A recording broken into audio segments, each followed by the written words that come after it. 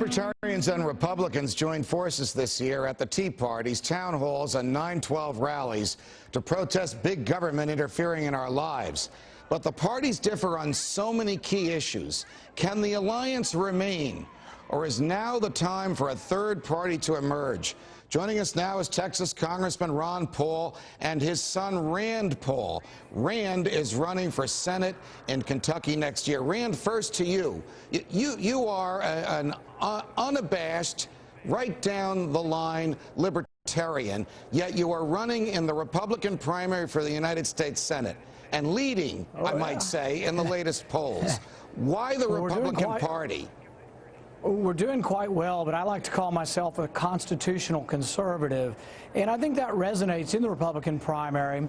I think what we're finding is as we get our message out is that the message is actually popular. I think there's a disconnect between the Republican primary voter who does believe, like myself, in limited constitutional government and our leaders who have sometimes let us down.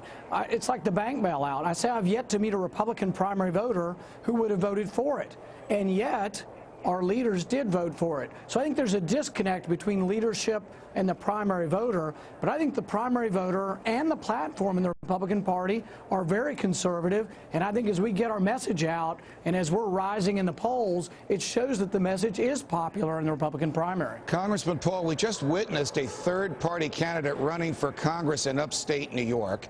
He was a conservative. He had a lot of strong libertarian leanings. The Republican was a moderate. She withdrew from the race and endorsed the Democrat who won.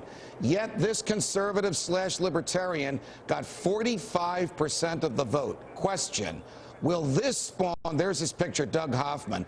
Question, will this spawn more and similar efforts by third party, as your son calls them, constitutionalist Republicans around the country? Well, I think there will be a lot more, but I think it really makes Rand's point that the leadership is at fault so often. It was the leadership that handpicked their candidate that finally dropped out of the race and became a Democrat. So that makes a very strong point.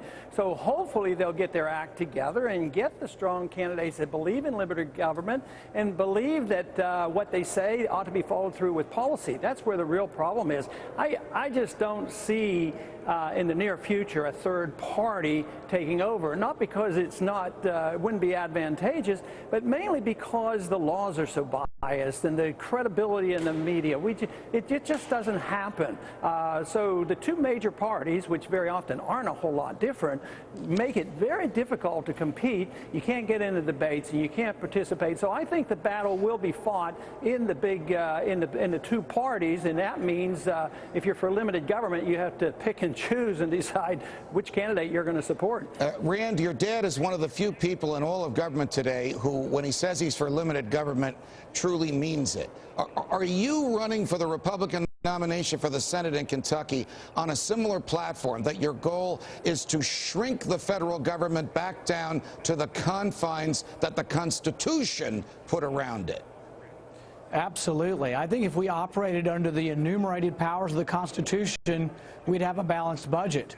But I think we need reform. I don't think the politicians are trustworthy, and I think there has to be a rule requiring them to balance the budget, because I don't think they'll ever do it on their own. In Kentucky, we have to balance the budget by statute.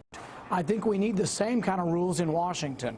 We can't even get rules in Washington that require members of Congress to read the laws or point to the part of the Constitution that authorizes the laws. Congressman Paul, I'm very disturbed at Lindsey Graham, but it turns out he's been attacking you for a long time. Last week he said the following, quote, "I'm going to grow this party.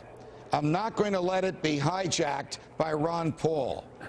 What is he afraid of? Small government, maximum individual liberty, lower taxes? Well, I don't know, but he seemed to give me a lot of credibility as if I have control over growing or shrinking the Republican Party. But maybe he wants to give me more credibility than I have. But certainly, I think he probably wants to grow the Republican Party. I do too, and everybody, I assume, that's in the Republican Party would like to be in the majority. The big issue is, what do you believe in? You know, do you believe in more government? But if you start off with saying, well, we'll do this by being a half of a Democrat. Oh, we don't want to be a whole Democrat. we'll be a half of a Democrat. Give up half of what the Republicans believe in. I don't buy into that. I can't work under those conditions, and the country's been working under those conditions for 100 years. They always sacrifice a portion of their liberties, thinking it's a compromise, but it really doesn't work. It's a sacrifice of so much liberty, and you end up with a mess. You end up with bankruptcy, and you end up with a bureaucracy you can't control, and you end up with a financial crisis. So I would say that type of compromise isn't worthwhile. Congressman Ron Paul, Dr. Rand Paul, thanks for joining us. Two big Democratic losses on Tuesday's elections, but who were the biggest losers? Next.